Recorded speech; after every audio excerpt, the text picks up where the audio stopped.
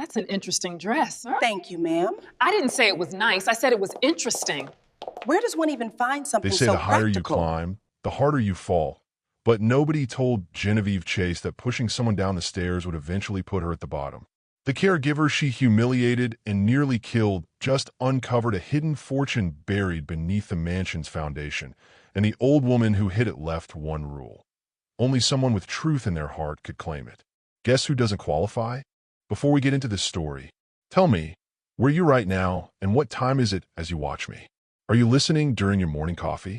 On your lunch break? Late at night, when the house is finally quiet? I love finding out where you, my audience, are tuning in from. It reminds me that stories like this connect us no matter where we are in the world. Comment your city below and click subscribe now so you never miss stories about justice, redemption, and what happens when the truth refuses to stay buried. Now let's get into the story. The Chase Mansion didn't whisper wealth, it screamed it. Crystal chandeliers hung like frozen waterfalls from ceilings 3 stories high, scattering light across marble floors so polished you could see your reflection judging you back. Oil paintings of stern-faced ancestors lined the walls, their eyes following guests with the kind of scrutiny only old money could afford. Every surface gleamed, every corner sparkled, every breath tasted expensive. Tonight, the mansion was alive with celebration. Genevieve Chase stood at the center of it all, draped in an emerald silk gown that clung to her like envy itself. Her dark hair was swept into an elegant twist, diamond earrings catching the light with every turn of her head. She moved through the crowd with practiced grace, air-kissing her sisters, accepting compliments with false modesty, ensuring every guest knew exactly how fortunate they were to be invited. "To Donald," someone called out, raising a champagne flute. "To Donald," the room echoed. Her husband, tall, distinguished, graying at the temples in that way wealthy men somehow made look intentional, smiled and nodded from across the room. His new business deal had been the talk of their social circle for weeks. Tonight was about showing everyone that the Chase family wasn't just holding on to old money. They were making new fortunes. Genevieve's smile widened. This was her stage, her moment, her proof that she belonged in this world of marble and gold. But then her eyes landed on her. Monique Albrighton stood near the service hallway, half hidden in shadow, wearing a simple gray dress that looked like it had been purchased from a department store clearance rack. No jewelry except a small silver cross at her throat. No makeup beyond what was necessary to look presentable. Her dark hair pulled back in a practical bun that suggested function over fashion. The caregiver, the help, and yet, somehow, she carried herself with a quiet dignity that made Genevieve's jaw tighten. Monique had been caring for Donald's mother for 6 months now.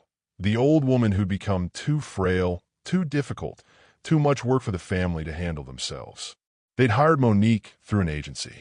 She was efficient, patient, unremarkably professional. But Donald had noticed her. That was the problem. "Monique." Donald's voice cut through the cocktail chatter as he approached her. "I wanted to thank you again for staying late this week. Mother's been so much more comfortable with you here." Monique's smile was small, genuine. "It's my honor, Mr. Chase. Your mother is a remarkable woman. She speaks highly of you, says you're the only one who actually listens to her stories." Donald chuckled, warm and familiar in a way that made something hot and ugly twist in Genevieve's chest. Her sister Vivian appeared at her elbow, champagne in hand, voice dropping to a conspiratorial whisper. "Is that the nurse?" "Caregiver," Genevieve corrected coldly. "MM." Vivian's eyes tracked Donald's interaction with barely concealed amusement. Donald seems quite grateful for her service. He's being polite. But Genevieve's fingers tightened around her own glass until her knuckles went white. Across the room, Donald was still talking to Monique, laughing at something she said. His hand briefly touched her shoulder, a gesture of appreciation that looked entirely innocent and somehow felt like betrayal. Genevieve's other sister, Naomi, joined them, her voice dripping with false sweetness. "Genevieve, darling, shouldn't your help be helping? Not socializing." "Exactly what I was thinking." Genevieve set down her champagne with a sharp click and crossed the room, her heels striking marble like a countdown. Donald looked up as she approached. "There's my beautiful wife.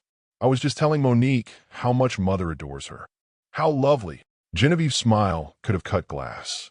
Her eyes moved to Monique, taking in the plain dress, the sensible shoes, the complete lack of pretension that somehow made Genevieve feel overdressed in her own home. Though I'm sure Monique has other duties to attend to. The party is for guests, after all. Of course, Mrs. Chase. Monique's voice remained steady, professional. She nodded to Donald. "Excuse me." She turned to leave, but Genevieve's voice stopped her. "That's an interesting dress." The words hung in the air, barbed with meaning. Monique turned back slowly. "Thank you, ma'am. I didn't say it was nice. I said it was interesting." Genevieve tilted her head, her sisters drifting closer like sharks sensing blood. "Where does one even find something so practical?" "Genevieve," Donald warned quietly, but she was already moving forward, her jealousy sharpened into cruelty. "No, really. I'm curious. Do you shop at those discount stores? The ones with fluorescent lighting and shopping carts that never roll straight?" Vivian laughed behind her hand. Naomi's eyes gleamed with vicarious malice. Monique's face remained composed, but her fingers gripped her small purse a little tighter. "I shop where I can afford, Mrs. Chase." Clearly, Genevieve circled her slowly, aware of the guests beginning to notice, beginning to watch. "You know, there's nothing wrong with knowing your place. Some people are meant to wear silk," she gestured to her own gown, "and some people are meant to serve those who do. That's enough." Donald's voice hardened, but Genevieve was beyond hearing him. Months of watching her husband show kindness to this woman, this nobody in her plain dress with her quiet dignity, had festered into something poisonous. "You think being sweet and helpful will make you part of this world?" Genevieve stepped closer, voice dropping to a hiss only Monique could hear. "You think you can charm your way into this family?" "I've never tried to," Monique started. "Don't." Genevieve's hand shot out, fingers closing around Monique's wrist. "You think I don't see the way you look at my husband? The way you smile when he thanks you?" They were near the grand staircase now, the centerpiece of the mansion, sweeping down from the second floor in a dramatic curve of white marble and wrought iron. The same staircase featured in every Chase family portrait. The same staircase that had cost more than most people's houses. "Mrs. Chase, please." Monique tried to pull back, but Genevieve's grip tightened, her voice rising. "Know your place." She shoved, not hard, not intentionally violent, just a push meant to make a point, to establish dominance, to remind everyone watching exactly who belonged here and who didn't. But Monique's heel caught the edge of the Persian runner. Her arms windmilled, her eyes went wide, and she fell. Time seemed to stretch and collapse simultaneously. The sound of her body hitting marble, once, twice, 3 times, echoed through the suddenly silent hall like gunshots. Her head cracked against the bottom step with a sickening thud that made several guests cry out. Then silence. Absolute. Suffocating. Monique lay motionless at the base of the staircase, one arm bent at an unnatural angle, her gray dress fanned around her like ash. Genevieve stood frozen at the top, her hand still extended, her face draining of color as reality crashed down harder than Monique had. What had she done?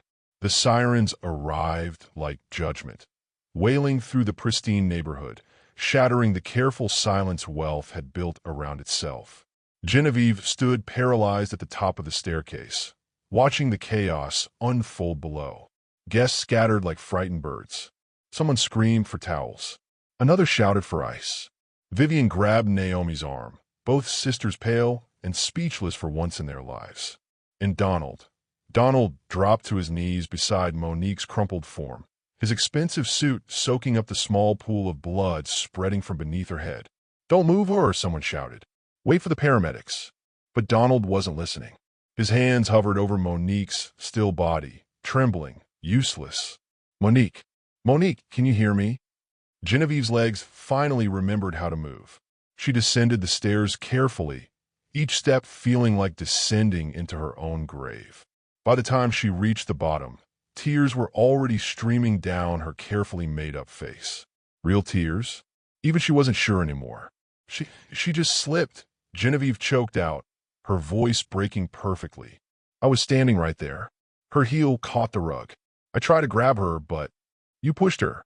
The voice came from Marcus, their head butler, standing rigid near the service entrance.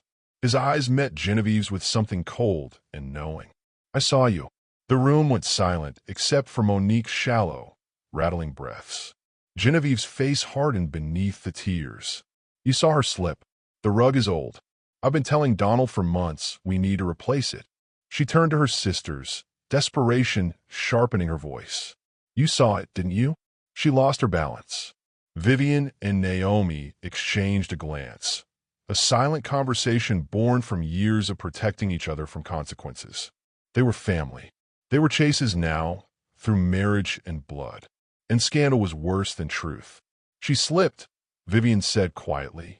The rug, Naomi added, her voice hollow. It must have caught her heel. Marcus's jaw clenched, but he said nothing more. What could a butler say against three wealthy women and their coordinated story? The paramedics burst through the front door moments later, their efficient movements and medical jargon cutting through the shock silence. They stabilized Monique's neck, checked her vitals, loaded her onto a stretcher with mechanical precision. Will she be okay? Donald's voice cracked. She's breathing.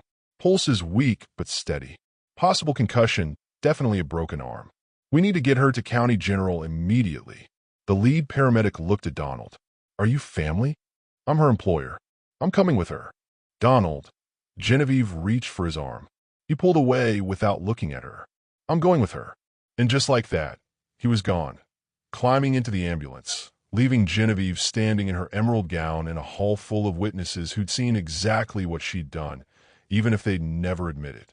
The guests left quickly after that, murmuring polite excuses and avoiding eye contact. Scandal had a smell, and it was already seeping through the mansion's perfect facade. By midnight, only Genevieve, her sisters, and the staff remained. Where's the security footage stored? Genevieve asked Marcus, her tears long dried, her voice back to its usual commanding tone. Mrs. Chase, I don't think. I'm not asking your opinion. Where is it? Marcus's face remained carefully neutral. Mr. Chase's office. The system backs up to a USB drive that's replaced monthly. Genevieve was already walking. She found the drive exactly where Marcus said it would be. A small, innocent-looking device that held the truth of what had happened on those stairs. She held it in her palm, feeling its weight. Then she grabbed a hammer from the maintenance closet and smashed it into pieces, grinding the fragments beneath her heel until nothing recognizable remained. But even as she swept the debris into the trash, doubt gnawed at her. Were there other copies? Cloud backups? Something she'd missed? At 3 a.m., Genevieve descended to the kitchen where Elena, their housekeeper, was scrubbing champagne flutes with mechanical focus. Elena, the older woman's hands stilled. She didn't turn around. I need you to understand something, Genevieve said softly, pulling an envelope from her robe pocket. Inside was $5,000 in cash. What happened tonight was an accident. A terrible accident. But people talk. People misunderstand. And talk like that could destroy this family. Do you understand? Elena's reflection in the window showed nothing. No judgment, no agreement, no emotion at all. She was good at that. Servants learned early how to make their faces blank as walls. My daughter, Elena said quietly, she needs surgery. For her spine. The insurance, it does not cover. 10,000. Genevieve interrupted. For the surgery. And silence. Elena's hands resumed scrubbing. Miss Monique was always kind to me. And now you could be kind to your daughter. Genevieve set the envelope on the counter. By the morning, this conversation never happened. Elena said nothing, but the envelope disappeared into her apron pocket. Dawn broke cold and gray over the Chase mansion. Donald returned just after 7, his suit wrinkled, his face haggard. He found Genevieve in the breakfast room, perfectly dressed, perfectly composed, sipping coffee as if the world hadn't fractured the night before. How is she? Genevieve asked, her voice carefully measured. Concussion. Broken arm. 3 cracked ribs. They're keeping her for observation. Donald poured himself coffee with shaking hands. She could have died, Genevieve. It was an accident. Was it? He finally looked at her, and Genevieve saw something in his eyes she'd never seen before. Doubt. I've been replaying it in my mind all night. The way you grabbed her. The way I tried to stop her from falling. Genevieve stood, moving to him, placing a gentle hand on his arm. I know you're upset. I am too. But Donald, you have to understand, she was being inappropriate. The way she spoke to you, the familiarity. She was being professional. She was overstepping. Genevieve's voice hardened just slightly. You're too soft, Donald. These servants, they sense weakness. They think kindness means they can take liberties, can forget their place. And if you let them, they'll ruin you. Donald stared at his wife, at her perfect hair, her perfect makeup, her perfect words that somehow sounded wrong in the morning light. She almost died, he said quietly, and all you can talk about is her knowing her place. I'm talking about protecting this family. Protecting you. From what? From a woman who took care of my mother. Donald set down his coffee cup, and for the first time in their 12 years of marriage, Genevieve saw him look at her like she was a stranger. What are you so afraid of, Genevieve? She had no answer. Or rather, she had too many. Jealousy, insecurity, the gnawing fear that everything she'd built could be taken away by someone who didn't even want it. Donald walked past her without waiting for a response, his footsteps echoing through the halls like a countdown to something inevitable. And Genevieve stood alone in her perfect breakfast room, in her perfect mansion, with her perfect lie, and felt the ground beneath her feet begin to shift. 3 weeks passed like a slow-motion unraveling. The Chase mansion settled into a new rhythm, quieter, colder, haunted by something that couldn't be named in polite conversation. The marble floors gleamed as always. The chandeliers sparkled on schedule. But the house felt different, like a stage where the play had ended but the actors remained, trapped in their roles. Genevieve tried to pretend nothing had changed. She threw herself into the comfortable distractions of her life. Tuesday brunch with Vivian and Naomi at the country club, Thursday afternoon shopping on Fifth Avenue, Friday evening cocktails with the charity board. She smiled at all the right moments, laughed at all the appropriate jokes, and deflected questions about that poor caregiver with practiced ease. Monique is recovering nicely, thank goodness. Such a terrible accident. Yes, we're devastated. No, we haven't heard from her. You know how these things go, lawsuits, liability. Our lawyers advised minimal contact. The lies came easier each time she told them. But alone, in the quiet hours before dawn, Genevieve would walk through the mansion's empty halls and feel the weight of eyes she couldn't see. The staff moved differently around her now, efficient but distant, helpful but cold. They didn't meet her gaze anymore. Conversations stopped when she entered rooms. She'd overheard Marcus once, speaking low to Elena in the service hallway. Her temper has always been there. We just never saw it unleashed like that. Genevieve had frozen, heart hammering, waiting to hear Elena's response. But Elena had only whispered. Some people wear their cruelty like jewelry. Eventually, it tarnishes. Donald's absence became its own presence. He came home late most nights, smelling of hospital antiseptic and guilt. He'd stopped sleeping in their bedroom after the first week, claiming insomnia, taking up residence in the guest suite. When they passed each other in the halls, he was polite but distant, treating her like a stranger he was obligated to house. You going to see her again? Genevieve had asked one evening, unable to keep the bitterness from her voice. Donald had paused in the doorway, adjusting his coat. I'm paying her medical bills. It's the least I can do. The least you can do is let her heal in peace. Your presence must be uncomfortable. For whom? His eyes had met hers then, sharp and knowing. For her, or for you? He'd left without waiting for an answer. Genevieve had learned later, through a credit card statement she had no business reading, that Donald wasn't just paying medical bills.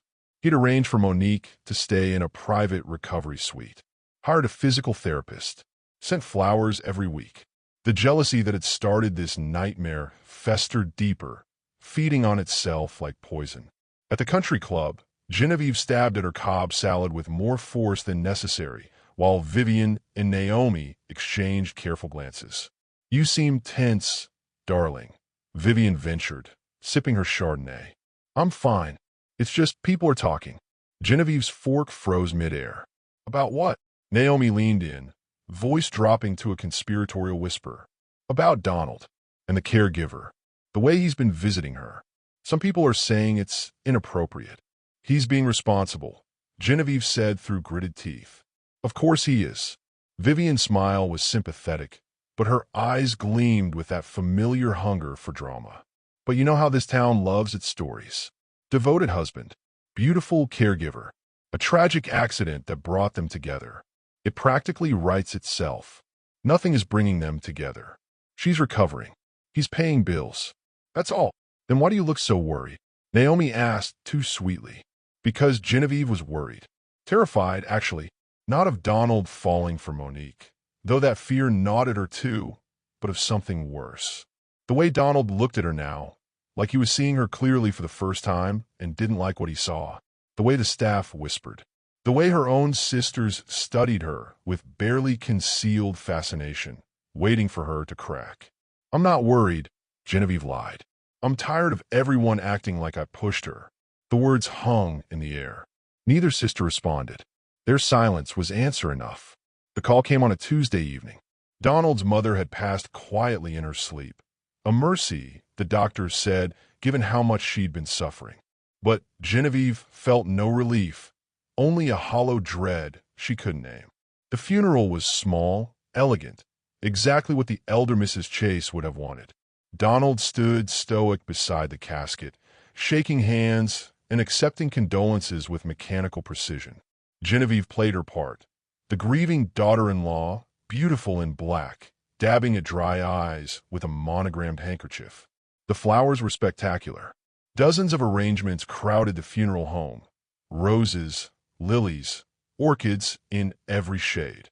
Donald's business associates, the charity board, the country club set, and then Genevieve saw them. A small, simple arrangement of white daisies. No card visible. She leaned closer, reading the tiny envelope tucked between stems. "With deepest sympathy and gratitude for the kindness shown to me. May she rest in peace. Monique." Genevieve's hand shot out, snatching the card before anyone else could see it. She read it once, twice, her vision blurring with rage. The audacity, the absolute nerve of that woman to send flowers, to insert herself into this family's grief as if she had any right. "Everything okay?" Donald's voice behind her made her jump. "Fine. Just reading condolences." Genevieve crumpled the card in her fist.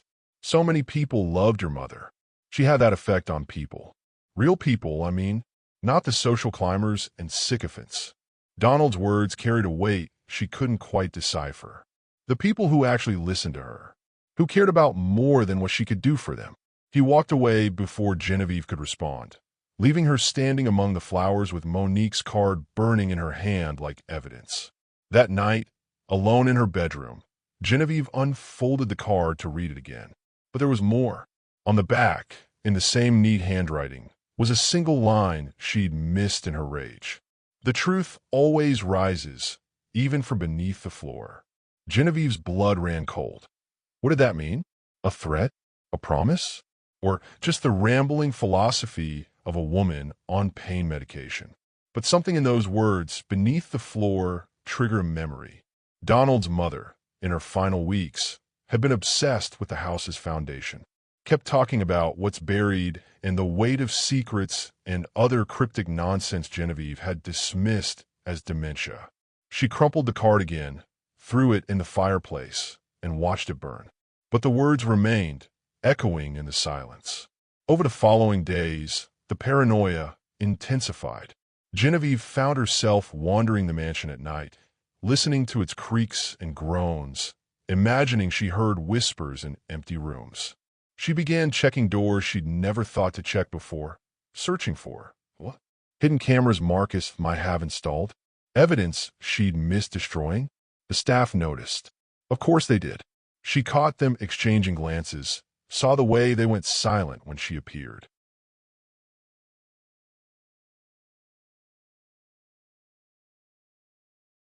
One morning, she overheard the new day maid, a young woman who'd started after the incident, ask Elena, "Why does Mrs. Chase walk the halls at night? Is she looking for something?" Elena's response was quiet but clear. Guilty consciences search for absolution in strange places, Mija. But they never find it in the dark. Genevieve had pressed herself against the wall, heart pounding, fighting the urge to burst in and fire them both. But she couldn't, because firing staff would raise questions, create more whispers, confirm what they already suspected, that she was afraid, that the perfect Genevieve Chase, in her perfect mansion with her perfect life, was slowly coming apart at the seams. And somewhere across town, Monique Albrighton was healing, getting stronger, waiting. The silence in the Chase mansion grew heavier with each passing day, the kind of silence that comes before something breaks, or before someone does. The lawyer's office smelled like old paper and older money, leather-bound books lining mahogany shelves, a grandfather clock ticking in the corner like a countdown, windows overlooking a city that moved too fast for the wealth contained in this room. Genevieve sat rigid in her chair, ankles crossed, hands folded in her lap with the practiced composure of someone who'd learned early that posture was armor. Beside her, Donald stared at the mahogany desk where Thomas Garrett, the Chase family attorney for 3 decades, adjusted his reading glasses with deliberate slowness. "Shall we begin?" Garrett's voice carried the weight of formality and something else. Anticipation, maybe, or warning. Donald nodded. Genevieve's nails dug into her palms. Garrett cleared his throat and began reading. The usual legal language first: property distributions, charitable donations, the summer house in the Hamptons going to Donald, various stocks and bonds divided among distant relatives. Genevieve's attention drifted, already calculating how they'd redecorate once the old woman's furniture was finally cleared out. Then Garrett paused, his expression shifting into something Genevieve couldn't quite read. "And now we come to the matter of the Chase estate itself, the primary residence and grounds." Genevieve sat up straighter. This was what mattered. The mansion, their home, worth at least $15 million, probably more. The estate, Garrett continued, reading slowly, including the house, grounds, and all structures therein, are hereby bequeathed to my son, Donald Marcus Chase, with the following stipulation. Stipulation. Genevieve's stomach tightened. That the true value of the Chase legacy remains hidden until the truth is uncovered. I leave behind a diary, hidden within these walls, containing the location of an inheritance that will restore our family's honor and fortune. Whoever finds this diary will uncover the truth of the Chase legacy and claim stewardship of all that was built in darkness and must be brought to light. Silence filled the room like water rising. "I'm sorry," Donald said finally, "but what does that mean? What inheritance? What diary?" Garrett removed his glasses, pinching the bridge of his nose. "Your mother became somewhat cryptic in her final months. She insisted on this language. She claimed there was something hidden in the estate, something valuable, and that only someone worthy would find it. Dementia," Genevieve said flatly. She was ill, confused. "This is nonsense." "Perhaps." Garrett's eyes settled on her with uncomfortable directness. "But the will is legal and binding. And there's more." He slid a sealed envelope across the desk. "She left this for you, Donald. Instructions," she said, "to be opened only after her death." Donald's hands trembled slightly as he took the envelope, turning it over. His mother's handwriting, shaky but deliberate, spelled out his name. The black sedan pulled up to the Chase mansion at exactly 9 in the morning. Early enough to be professional, late enough to make Genevieve watch from the window with mounting dread. She'd been standing there for 20 minutes, coffee growing cold in her hand, waiting for this moment she'd hoped would never come. When the car door opened and Monique Albrighton emerged, leaning on a polished wooden cane, Genevieve's grip tightened until the porcelain cup cracked. Monique moved slowly but deliberately up the front steps, each movement careful, measured, nothing like the woman who'd tumbled down those marble stairs 3 months ago. Her hair was still pulled back in that same practical style, but something in her bearing had changed. The humility was still there, but underneath it now ran a current of something harder, Something earned through pain. The front door opened before Monique could knock. Marcus stood there, his usually stoic face breaking into something almost like a smile. "Miss Albrighton, welcome back." "Thank you, Marcus." Monique's voice was warm, genuine. "It's good to see you." Behind him, Elena appeared, wiping her hands on her apron, her eyes filling with tears she didn't bother to hide. "Mija, you came back. I promised Mrs. Chase, the elder Mrs. Chase, that I'd help catalog her belongings. I keep my promises." Monique stepped inside, and Genevieve watched from the top of the stairs as the staff gathered around her like she was the returning hero in a story that had cast Genevieve as the villain. "How are you feeling?" the young daymaid asked. "Stronger every day." Monique's smile was small but real. "The physical therapy is helping, and the kindness of good people makes healing easier." Her eyes lifted then, finding Genevieve on the landing. The smile didn't fade, but it changed, became something more complex, layered with meaning Genevieve couldn't quite decipher. "Mrs. Chase, thank you for allowing me back into your home. Your home, not the home, not Mr. Chase's home." The words were polite, but the emphasis landed like a small, precise blade between ribs. Genevieve descended the stairs slowly, every movement calculated for maximum effect. "Monique, how recovered you look." She let her eyes travel over the cane, the slight stiffness in Monique's movements, the fading bruise still visible near her temple. "I'm surprised you wanted to return. After everything. After the accident, you mean?" Monique's voice remained steady, professional. "Accidents happen, Mrs. Chase. Though I've learned they often reveal truths we didn't know we were searching for." The words hung in the air like smoke. "Yes, well." Genevieve's smile felt brittle on her face. "Donald is in his study. He'll show you to Mother's rooms. Try not to disturb anything important." "I never do." Monique moved past her, the tap of her cane against marble echoing through the hall like a heartbeat. Genevieve watched her go, fighting the urge to call out, to demand, to push. But she'd pushed once before, and look where that had gotten her. The late Mrs. Chase's suite occupied the entire East Wing, a testament to her status as the family matriarch even in her declining years. Donald had left everything untouched since her death, unable to face the task of sorting through a lifetime of possessions. Until now, Monique stood in the doorway, taking in the room with quiet reverence. The four-poster bed with its cream silk canopy, the vanity cluttered with silver-backed brushes and crystal perfume bottles, the walls lined with photographs spanning decades, weddings, christenings, family portraits that documented the Chase legacy in careful chronological order. She loved this room, Donald said softly behind her, said it was the only place in the house that felt like hers. "She told me once that houses have memories embedded in their walls." Monique moved inside carefully, running her fingers along the bedpost. "That if you listened closely enough, you could hear the stories they wanted to tell." Donald smiled sadly. "That sounds like her, especially toward the end, when she started talking about hidden things and buried truths." He paused, studying Monique's profile. "Did she ever mention anything specific to you? About the diary? Or the inheritance?" Monique's hand stilled. "She mentioned many things, Mr. Chase. Your mother's mind was sharp even when her body was failing. But she spoke in riddles sometimes. Said that truth had to be earned, not given." Another cryptic message. Donald sighed. "I'm starting to think this whole treasure hunt is just her final joke on all of us." "Maybe." Monique limped to the writing desk by the window, where letters and papers lay scattered like fallen leaves. Or maybe she wanted to make sure whoever found it was someone who cared enough to look beyond the obvious. She picked up a letter, squinting at the faded ink. Then her breath caught.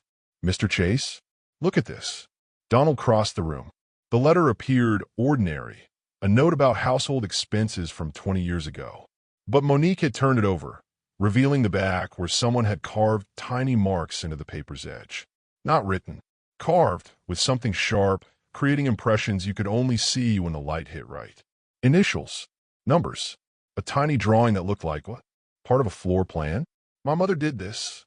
Donald took the letter, running his thumb over the indentations. She told me once that she'd left breadcrumbs throughout the house, that someone patient enough would find them. Monique moved to the dresser, examining it with new focus.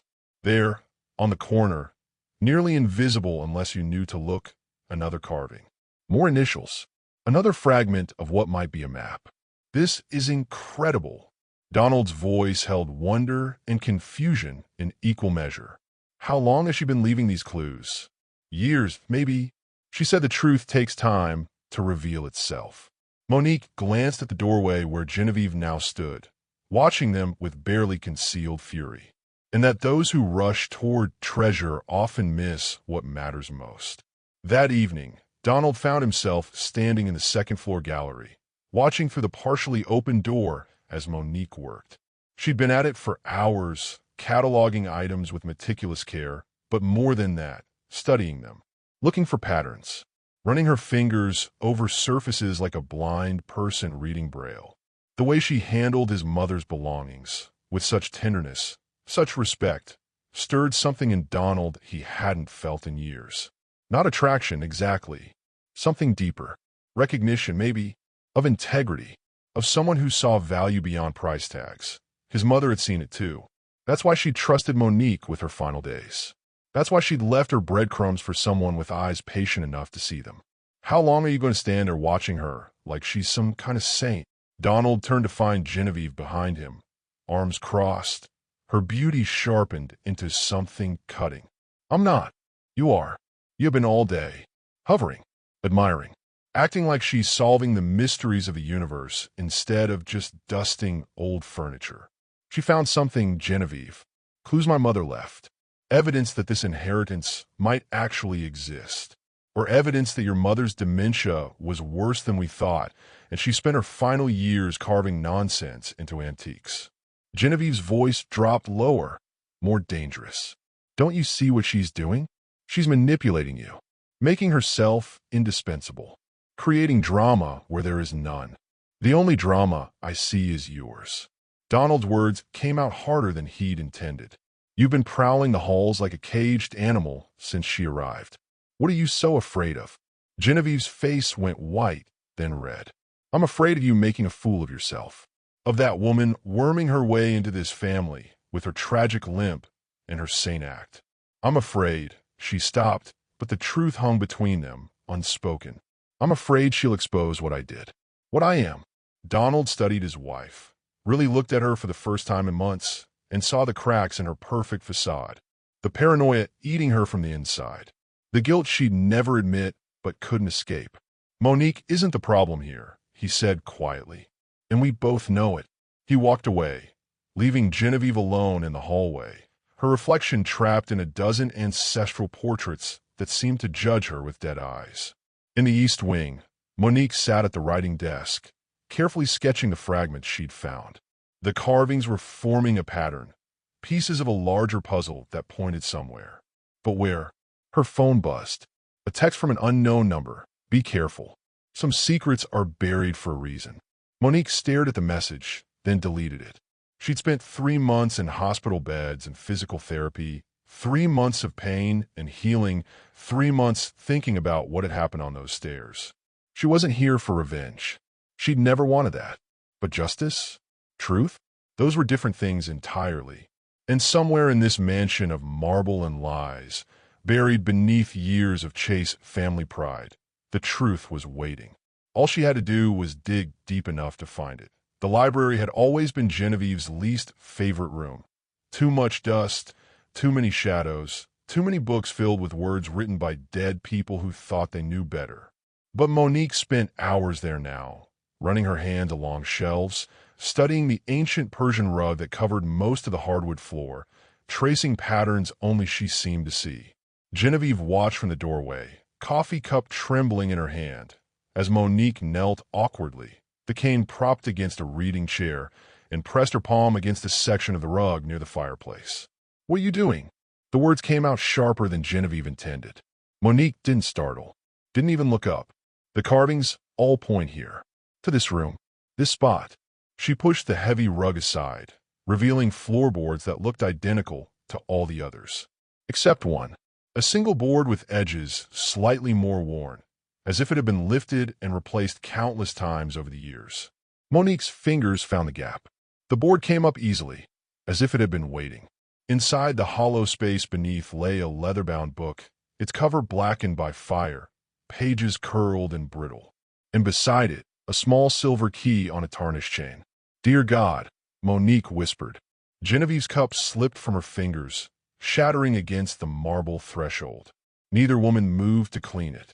Monique lifted the diary carefully, cradling it like something sacred.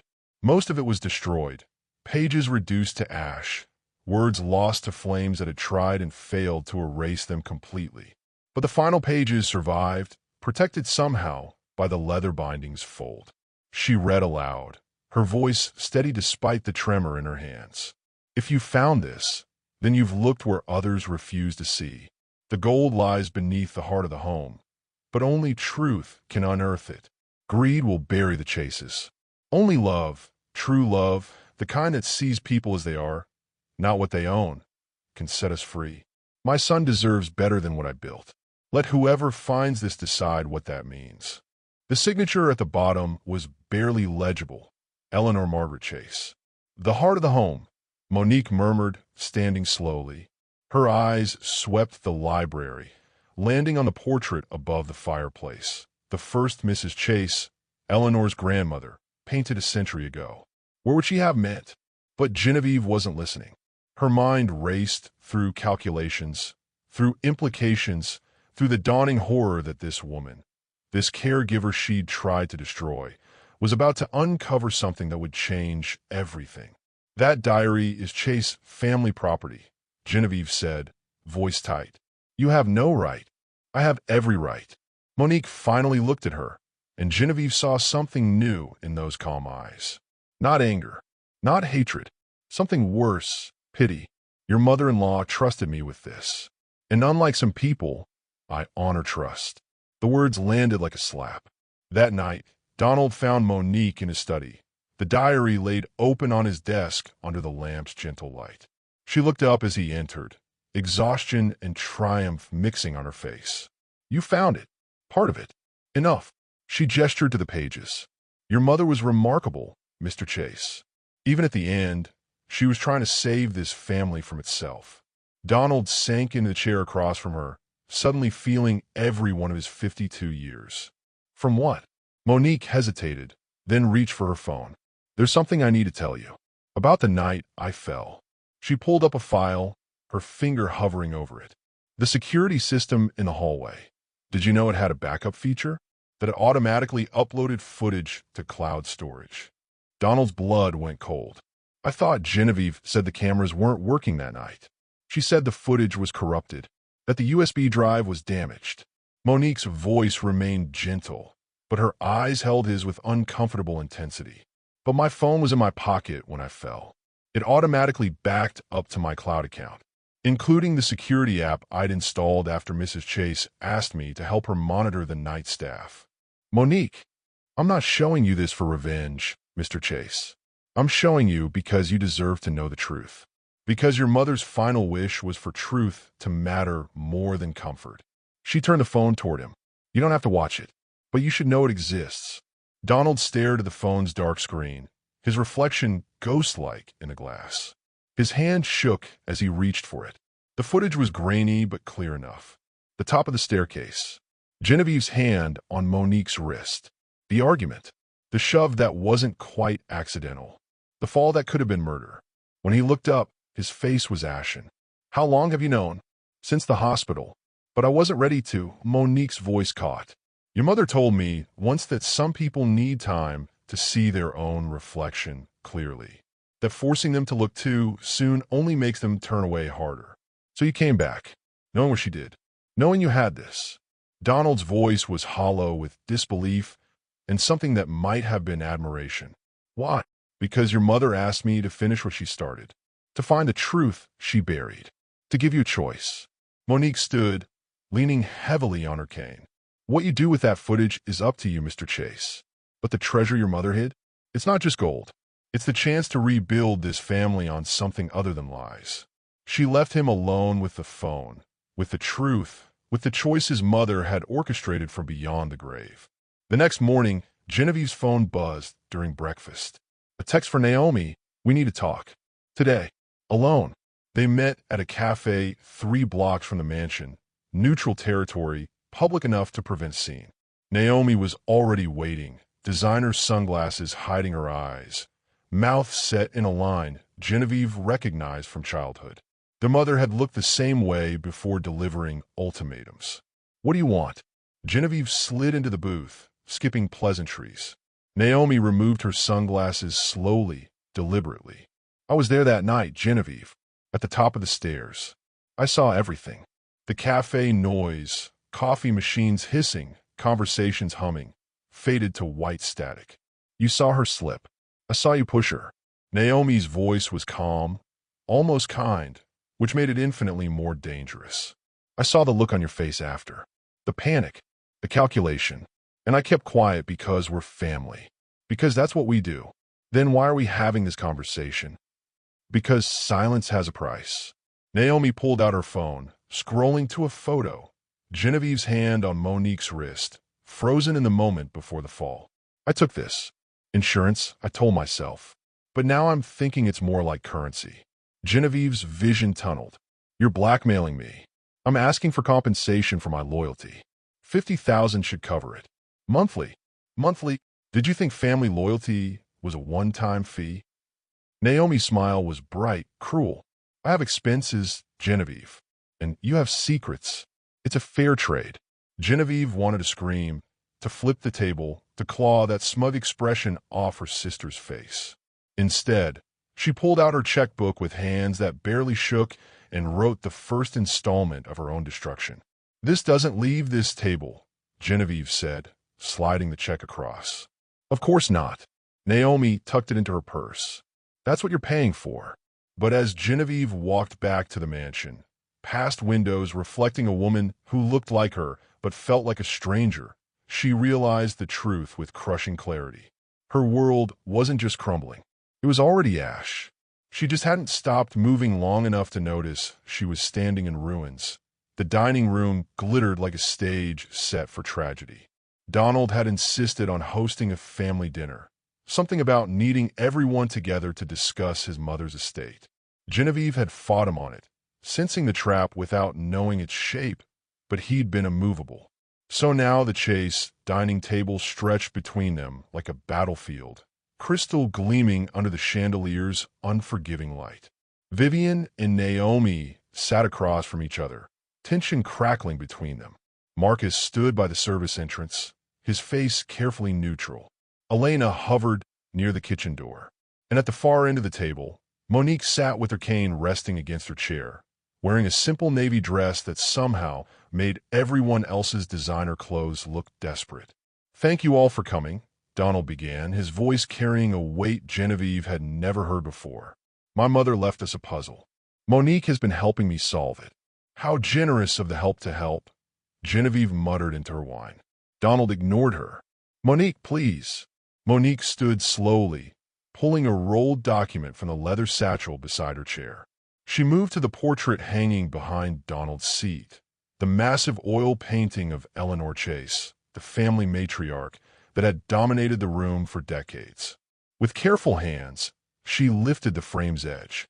Something fell, a yellowed paper, folded and sealed with wax that had cracked with age. The room went silent. Monique unfolded it on the table. An old map, hand-drawn, intricate, showing the mansion's layout with notations in faded ink. Circles marked specific locations. Words in Eleanor's handwriting. Foundation. Truth. Heart. "Your grandmother," Monique said quietly, "spent years hiding something from her own family. Not because she didn't love them, but because she feared what greed would do to them." She traced a line on the map with her finger. "The carvings I found, in furniture, in floorboards, in places only someone patient would look, they all led here. To this map, to the truth she wanted found, but only by someone who cared more about her legacy than her money." "This is ridiculous." Genevieve's voice cracked like breaking glass. She was senile, confused. "You're manipulating my husband with fairy tales and..." The gold is real, Genevieve. Donald's words landed like stones. The diary confirmed it. The map shows where. My mother wasn't confused. She was protecting something from people like. He stopped himself, but everyone heard what he didn't say. For people like you. Genevieve's face flushed scarlet. People like me? I've done nothing but support this family, sacrifice for this family. You pushed her. The words came from Vivian, quiet but devastating. She wouldn't meet Genevieve's eyes. We all saw it. We didn't want to believe it. You lying? Genevieve stood, chair scraping back. You backed my story. You told everyone she slipped. Because we were afraid. Naomi's voice was barely a whisper. Afraid of scandal. Afraid of what people would think. But that doesn't change what happened. Nothing happened. Genevieve's voice rose to a shriek. She lost her balance. The rug caught her heel. This woman, she pointed at Monique with a shaking hand, comes back here playing victim, manipulating all of you with her limp and her sad eyes and her treasure hunt nonsense. Genevieve. Donald's voice cut through her hysteria like a blade. You deleted the security footage, didn't you? The room's temperature seemed to drop 10 degrees. What are you talking about? But Genevieve's voice had gone thin, desperate. The USB drive. From the hallway cameras. You smashed it the night Monique fell. Donald stood now, his face carved from stone. You thought you destroyed the only evidence. There was no evidence because nothing. But there was a backup. Donald's eyes never left his wife's face. Automatic cloud storage. From the security app on Monique's phone, Genevieve's legs went weak. She gripped the table's edge, feeling the world tilt beneath her feet. That's not. She's lying. There's no. Monique pulled out her phone. Her hands were steady as she connected it to the room's display screen, the one they used for Donald's business presentations, the one that now showed grainy security footage time-stamped 3 months ago. The hallway, the party, Genevieve in her emerald gown grabbing Monique's wrist, the hissed words no one else could hear. And then, unmistakably, undeniably, the shove. Not accidental, not a slip. A deliberate push born from jealousy and rage. Monique tumbling backward. The sickening fall. The body at the bottom of the stairs. And Genevieve, frozen at the top, her face cycling through shock, horror, and then, most damning, calculation. The footage ended. Silence pressed down like a physical weight. Oh God! Vivian's hand covered her mouth. Naomi turned away, shoulders shaking. Marcus's face remained professionally blank, but his jaw was clenched tight enough to crack teeth. You tried to kill her, Donald said, his voice barely above a whisper. You pushed her down the stairs, and then you lied. To me. To everyone. You destroyed evidence and bribed the staff and let me believe. His voice broke. Let me believe I was crazy for doubting you. Donald, please. Genevieve reached for him, tears streaming down her perfectly made-up face. It wasn't like that. I was angry, yes, but I didn't mean she was being inappropriate with you, flirting, and I just wanted her to know her place. Her place. Donald's laugh was bitter, broken. You almost killed a woman because you thought she didn't know her place. I'm your wife. Genevieve's voice rose to a scream. I've stood by you for 12 years. I've built this life with you, and you're going to believe her. Some caregiver, some nobody, over me. Donald looked at her for a long moment. Really looked at her. And Genevieve saw in his eyes what she'd been dreading for months. Recognition. He was finally seeing her clearly. Not the woman he'd married. Not the illusion she'd maintained. But the truth of who she'd become. I don't know who you are anymore, he said quietly. I'm not sure I ever did. He walked out. Simply turned and left the dining room. His footsteps echoing down the marble hallway until they faded into silence. One by one, the others followed. Vivian and Naomi without a word. Marcus with a barely perceptible nod to Monique. Elena with tears streaming down her weathered face. Until only Genevieve and Monique remained, the security footage frozen on the screen between them. Evidence of a moment that had destroyed everything. Why? Genevieve's voice was raw, stripped of all pretense. Why did you come back? Why didn't you just destroy me from a distance? Monique stood slowly, gathering her cane. Because your mother-in-law asked me to give you all a chance to uncover the truth and choose what to do with it. She moved toward the door, then paused. She believed people could change, could face what they've done and become better. And do you believe that? Monique looked back, her expression unreadable. I believe some people are buried so deep in their own lies, they've forgotten what truth feels like. She left, the tap of her cane fading like a countdown. Genevieve stood alone in the glittering dining room, surrounded by wealth that suddenly felt like a mausoleum. The chandeliers sparkled above her. The china gleamed. The silver caught the light. And in the frozen image on the screen, she saw herself, beautiful, cruel, caught forever in the moment she chose pride over mercy. The moment she destroyed everything. The basement smelled like history, damp stone, ancient wood, and secrets kept too long in darkness. Donald led the way with a high-powered flashlight, Monique following more slowly, her cane tapping against concrete that hadn't seen footsteps in decades. The map had pointed here to the foundation beneath the library, where the oldest part of the mansion met bedrock. The heart of the home, Donald murmured, running his hand along the stone wall. My great-great-grandfather built this section first. Everything else was added later, but this was the beginning. Monique studied the wall, then the map, then the pattern of stones. There, do you see it? She pointed to a section where the mortar looked different, newer somehow, as if it had been removed and replaced. Donald pressed against it. Nothing. He tried another stone. Still nothing. Wait. Monique pulled the silver key from her pocket, the one they found with the diary. Your mother said only truth could unearth it. Maybe it's not about force. She ran her fingers along the wall until she found it.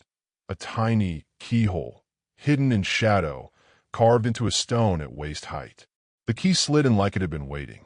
The mechanism groaned. Dust rained down, and slowly, impossibly, a section of wall swung inward. Beyond it lay a chamber no bigger than a closet, but what it contained made Donald's breath catch. Gold bars, 12 of them, stacked neatly, each stamped with dates from the 1920s. Worth a fortune even then. Worth millions now. But surrounding the gold were letters, dozens of them, tied with ribbon, addressed in Eleanor Chase's distinctive handwriting. Donald opened the first one with trembling hands. To whoever finds this, I was young when I discovered what my husband had done to acquire our wealth. The lies. The people he ruined. The families destroyed so we could build our empire. I couldn't stop him. Women had no power then, but I could save what I could. This gold represents everything I managed to hide from his greed. It's meant for redemption, for a foundation that helps those our family hurt, for a legacy built on truth instead of lies. Use it wisely. Use it with love. Eleanor, she's been trying to save us all along, Donald whispered, his eyes wet. Even from the grave. Monique touched one of the gold bars gently. She believed in second chances, in making things right. Then that's what we'll do. Donald turned to her, and something passed between them. Not romance, but recognition. Two people who'd seen the worst of the Chase family and still chose to believe in its potential for good. We'll build her foundation. You'll do nothing without me. The shriek echoed through the chamber like a curse. Genevieve stood at the top of the basement stairs, her hair wild, still wearing yesterday's clothes, looking like she hadn't slept in days. She descended rapidly, heels clicking against stone, eyes fixed on the gold with manic intensity. That treasure is Chase family property. I'm his wife. I have rights. Genevieve, you need to leave. Donald stepped protectively in front of Monique. This doesn't concern you anymore. Doesn't concern me. Her laugh was unhinged.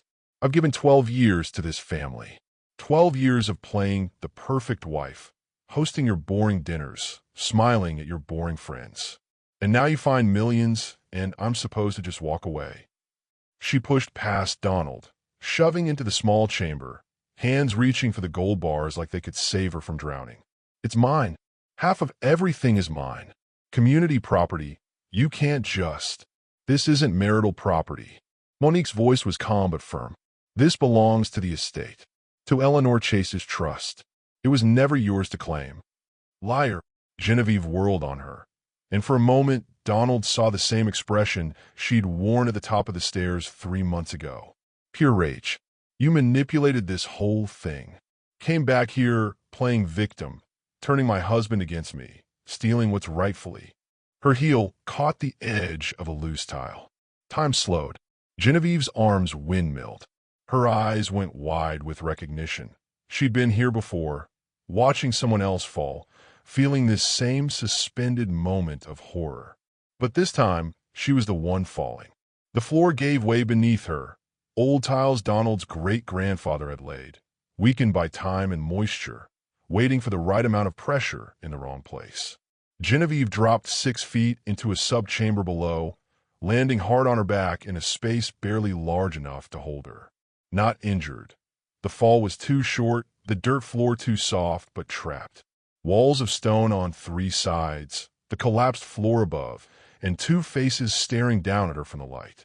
Donald and Monique, looking down at the woman who'd tried to destroy them both. The symbolism wasn't lost on anyone. "Help me." Genevieve's voice echoed up, already tinged with panic. "Donald, don't just stand there. Help me." Donald stared down his wife, filthy, trapped, screaming up at him from a hole she'd fallen into through her own greed, and felt something break inside him. Not his heart. That had broken weeks ago. Something else. The last thread of obligation, of guilt, of whatever had kept him tethered to a woman he no longer recognized. "We'll get you out," he said finally, his voice empty of emotion. "Marcus can bring a ladder." "A ladder?" "Donald." Genevieve's scream followed them as they walked away, back toward the stairs, toward the light, leaving her in the darkness she'd created. Behind them, surrounded by stone and earth and the weight of her own choices, Genevieve Chase sat in the dirt and finally understood what Monique had known all along. The higher you climb on the backs of others, the deeper you fall when the ground gives way. And some holes you dig yourself 3 months can change everything. The Chase Foundation for Women and Children opened on a Tuesday morning in late spring, when the sun hung golden over the city and everything felt possible. The building stood modest but dignified on the east side, nothing like the marble excess of the mansion, but solid, real, built to serve rather than impress. Donald stood at the podium, older somehow, the gray at his temples now spreading to his beard, but his eyes clearer than they'd been in years. Behind him, a banner displayed Eleanor Chase's words, pulled from her hidden letters. "True wealth is measured in lives restored, not fortunes hoarded." "My mother spent the last years of her life trying to right wrongs she couldn't prevent," Donald said, his voice carrying across the crowd of press and donors. "She hid a treasure, not to punish us, but to test us, to see if anyone in our family still understood what legacy really means." He turned, gesturing to Monique, who sat in the front row wearing a soft gray dress, her cane resting against her chair. She'd healed well, the limp barely noticeable now, the scars fading to thin silver lines. But something in her bearing had shifted. She carried herself differently, like someone who'd been broken and chose to mend stronger. Monique Albrighton is the reason we're here today. Not because she wanted recognition or reward, but because she saw my mother as a person worth honoring, worth listening to, worth fighting for. Donald's voice thickened. She's the true guardian of the Chase family's honor. Everything good that comes from this foundation is built on her grace. Applause rippled through the crowd. Cameras flashed. Monique smiled, small, genuine, uncomfortable with attention, but accepting it with quiet dignity. But she wasn't looking at the cameras. Her eyes had drifted to the back of the room, to the television mounted on the wall, where another channel showed different news entirely. Genevieve Chase, estranged wife of philanthropist Donald Chase, has filed for divorce, citing irreconcilable differences. Across town, in a luxury hotel suite that cost more per night than most people earned in a week, Genevieve sat on the edge of a king-size bed and watched her life dissolve on a screen. The foundation opening. Donald's speech. Monique's face, humble and heroic. The story everyone was telling. The cruel wife, the innocent victim, the treasure that chose virtue over greed. "Turn it off," she whispered to the empty room. but she couldn't look away. Her reflection stared back from the darkened window. Designer clothes that no longer fit quite right. Makeup applied with shaking hands, hair that had lost its shine. She looked expensive and hollow, like a mansion with no one living inside. The divorce papers sat on the nightstand and signed. Her lawyers said she could fight for half of everything, that community property laws gave her rights. But the treasure, Eleanor's gold, that was protected. Trust funds couldn't be divided. Legacy couldn't be claimed through marriage certificates. She'd get money, plenty of it, enough to maintain appearances for years. But she'd lost everything that mattered, or everything she'd thought mattered, before she learned the difference. On the screen, Donald was hugging Monique. Not romantically, nothing scandalous, just two people who'd survived something terrible and chosen grace over vengeance. Chosen truth over comfort. Genevieve's tears fell silently, distorting her reflection in the window until she couldn't recognize herself anymore. Maybe she never had. The mansion stood empty now, most of its rooms closed off, dust sheets covering furniture like ghosts. Donald had moved to a smaller place downtown. The estate would be sold eventually, its proceeds funding the foundation's endowment. But tonight, Monique had asked Marcus to let her in one last time.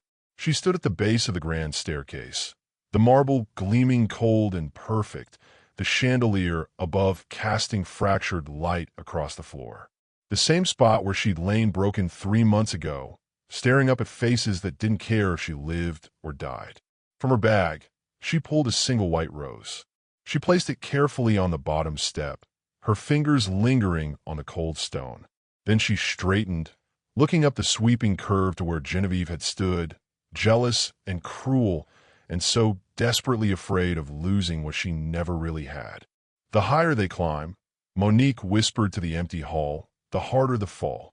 But her voice held no triumph, no satisfaction, just the quiet truth of someone who'd learned that justice doesn't always feel like winning. It just feels like finally being able to breathe. She turned to leave, her footsteps echoing through the mansion's hollow grandeur. At the door, she paused, looking back one final time. The chandelier caught the light, scattering it like frozen tears across the marble. The staircase rose and fell in elegant curves that had seen a century of Chase family pride.